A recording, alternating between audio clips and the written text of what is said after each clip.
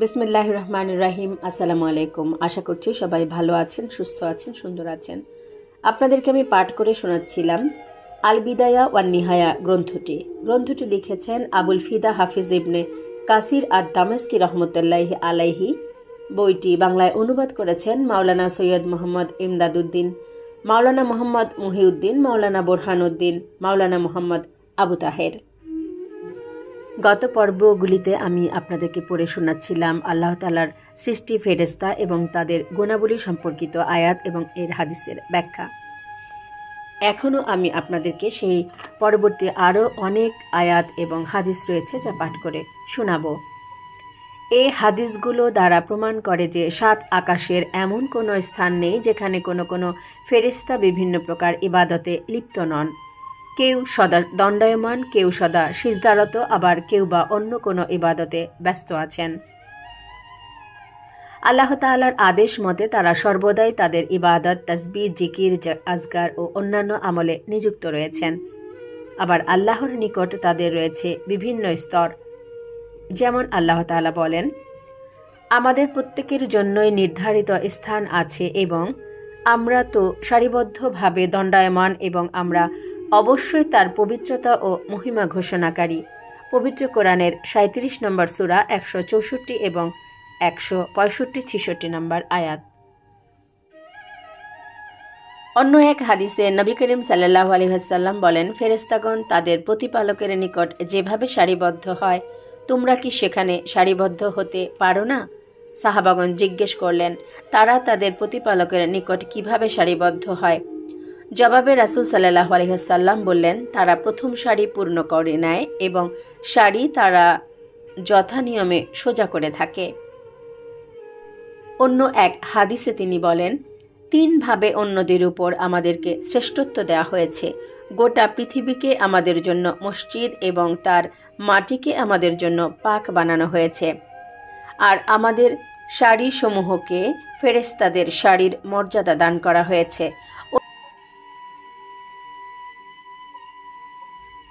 অনুরূপভাবে কিয়ামতের দিনও তারা মহান প্রতিপালকের সম্মুখে সারিবদ্ধভাবে উপস্থিত হবে। যেমন আল্লাহ তাআলা বলেন, আর যখন তোমার প্রতিপালক উপস্থিত হবেন এবং সারিবদ্ধভাবে ফেরেশতাগণ। ৮৯ নম্বর সূরা ২২ নম্বর আয়াত। তারপর তারা তাদের প্রতিপালকের সম্মুখে সারিবদ্ধভাবে দণ্ডায়মান হবে। যেমন আল্লাহ তাআলা বলেন, সেদিন রূহ ও ফেরেশতাগণ সারিবদ্ধভাবে দাঁড়াবে। দয়াময় যাকে অনুমতি দেবেন সে ব্যতীত অন্যরা কথা বলবে না এবং সে যথার্থ বলবে। ৭৮ নম্বর সূরা ৩৮ নম্বর আয়াত। এখানে আর রুহু শব্দ দ্বারা আদম সন্তান বোঝানো হয়েছে। ইবনে আব্বাস রহমতুল্লাহি আলাইহি, হাসান ও কাতাদা রহমতুল্লাহি আলাইহি এ অভিমত ব্যক্ত করেছেন।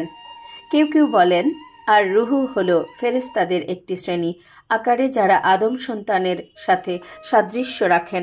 ইবনে আব্বাস রহমতুল্লাহি আলাইহি, মুজাহিদ, আবু সালিহ ও আমাস এ কথা বলেছেন। কেউ বলেন, আর রুহু হলেন জিবরাইল আলাইহিস সালাম। এই অভিমত শাবি, সাইদ ইবনে জুবায়ের ও জিহাক রহমতুল্লাহি আলাইহি এর। আবার কেউ বলেন, আর রুহ এমন একজন ফেরেশতার নাম যার অবয়ব গোটা সৃষ্টি জগতের সমান। আলী ইবনে আবু তালহা ইবনে আব্বাস রাদিয়াল্লাহু আনহু থেকে বর্ণনা করেন যে তিনি বলেন, আর রুহু এমন একজন ফেরেশতা যিনি দৈহিক গঠনে ফেরেশতা জগতে সর্বশ্রেষ্ঠদের অন্যতম।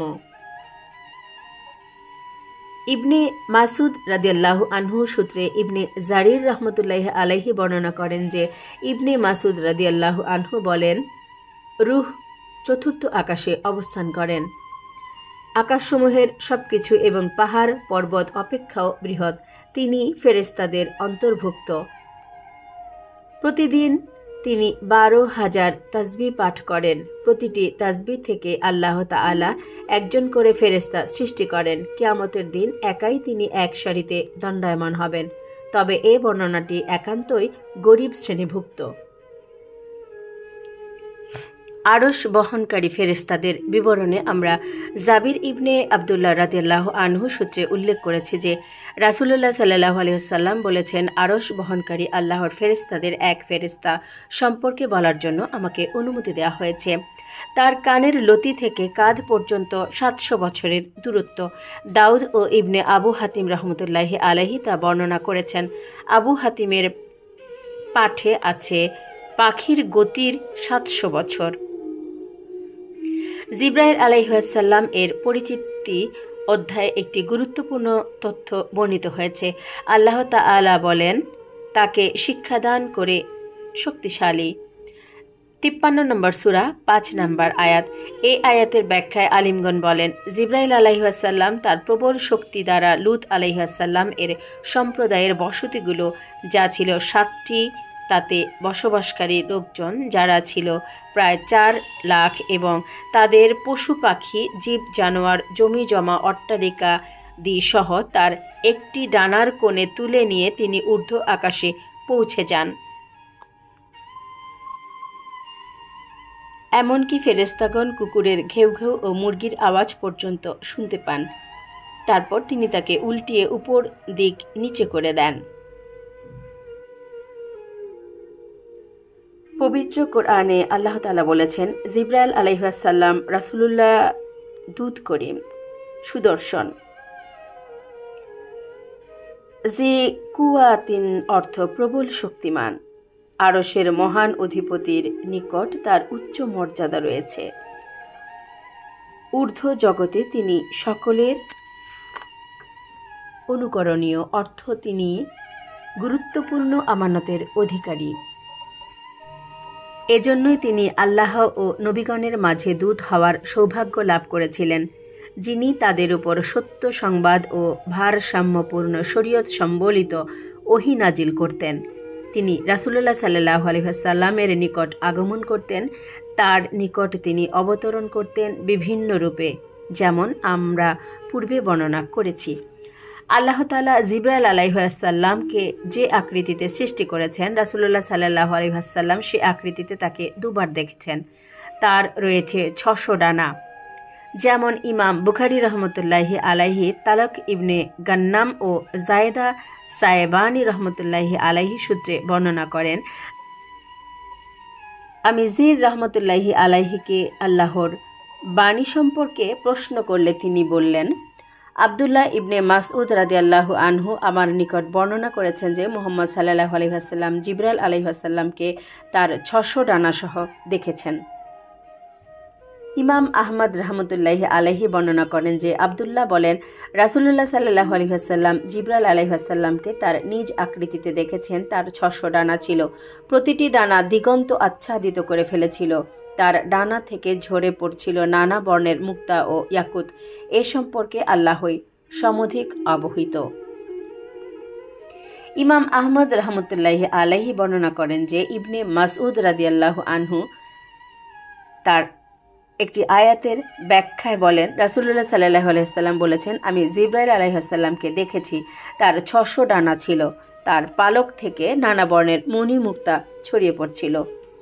আহমদ রহমতুল্লাহি আলাইহি বর্ণনা করেন যে ইবনে মাসউদ রাদিয়াল্লাহু আনহু বলেন, রাসূলুল্লাহ সাল্লাল্লাহু আলাইহি ওয়াসাল্লাম বলেছেন, আমি সিদরাতুল মুনতাহার নিকট জিব্রাইল আলাইহিস সালামকে দেখেছি। তখন ছিল তার 600 ডানা। হুসাইন রাদিয়াল্লাহু আনহু বলেন, আমি আসিমকে ডানাসমূহ সম্পর্কে জিজ্ঞেস করলে তিনি আমাকে তা জানাতে অস্বীকৃতি জানান। পরে তার জনৈক সঙ্গী আমাকে জানান যে তারা ডানা পৃথিবীর পূর্ব ও পশ্চিমে মধ্যবর্তী দূরত্বের সমান। উল্লেখ্য যে এ রিওয়ায়াতগুলোর সনদ উত্তম ও নির্ভরযোগ্য। ইমাম আহমদ রহমতুল্লাহি আলাইহি এককভাবেই তা বর্ণনা করেছেন। ইমাম আহমদ রহমতুল্লাহি আলাইহি বর্ণনা করেন যে সাকিফ রহমতুল্লাহি আলাইহি বলেন, আমি ইমন ইবনে মাসউদ রাদিয়াল্লাহু আনহুকে বলতে শুনেছি যে রাসূলুল্লাহ সাল্লাল্লাহু আলাইহি সাল্লাম বলেছেন, আমি জিব্রাইলকে তারুণ্য দীপ্ত যুবকের আকৃতিতে দেখেছি, যেন তার সাথে মুক্তা ঝুলছে।